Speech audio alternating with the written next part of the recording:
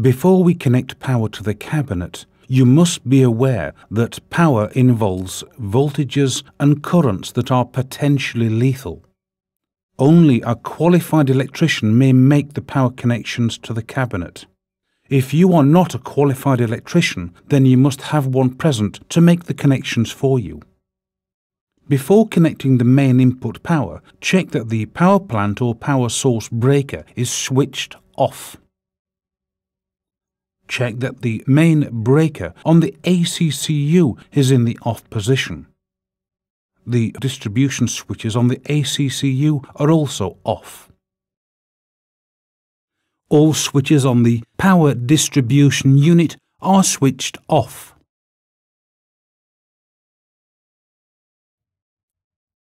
And check that all switches on the BFU are also off. Unplug the climate unit cable from the ACCU. This will allow access to the front panel.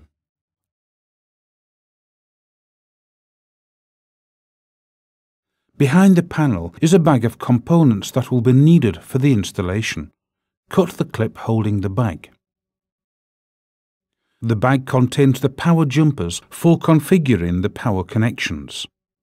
There are several different AC power systems, each of which requires a different strapping configuration. There are two blocks that may require strapping. The power terminal block is situated here, and the terminal stand is down here. The strapping charts are given in the RBS installation instruction. If, for example, the cabinet was powered from a single-phase power plant, then L1, L2 and L3 are bonded together and only the AC live conductor is fitted. In our application, we have a three-phase supply with both neutral and protective earth. We need no links to configure our power system. Unscrew and remove the metal box that covers the cable glands and overvoltage protection modules. Then undo all the screws that secure the panel to the base of the cabinet.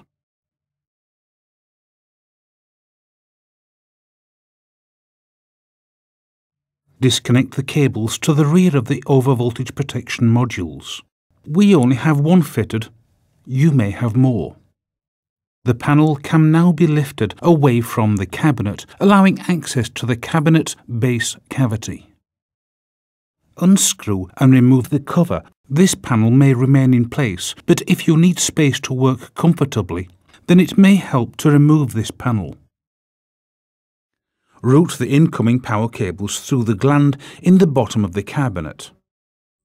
Terminate the power cable conductors to the connection block, paying particular attention to the polarity and colour code. The leftmost connection is the protective earth, and the next is the power neutral pole. The rightmost three connections are the three live phases. Tighten the cable gland finger tight. Switch on the power plant breakers and measure the voltage. It should be the same as the local line voltage. Be careful not to touch these terminals. There are high voltages present. Switch on the first ACCU breaker and check the voltage in the socket between the live and neutral terminals. It should be between 200 and 250 volts.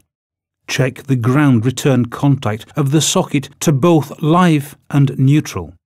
There should be the same voltage between the ground and live, but no volts between ground and neutral.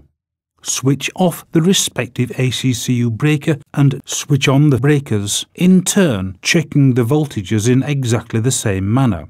These same voltages should be present. Switch off the respective ACCU breaker and replace the power plug if one was removed.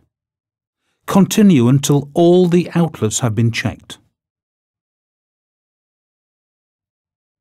Replace all the panels that were removed and ensure the installation is neat and tidy.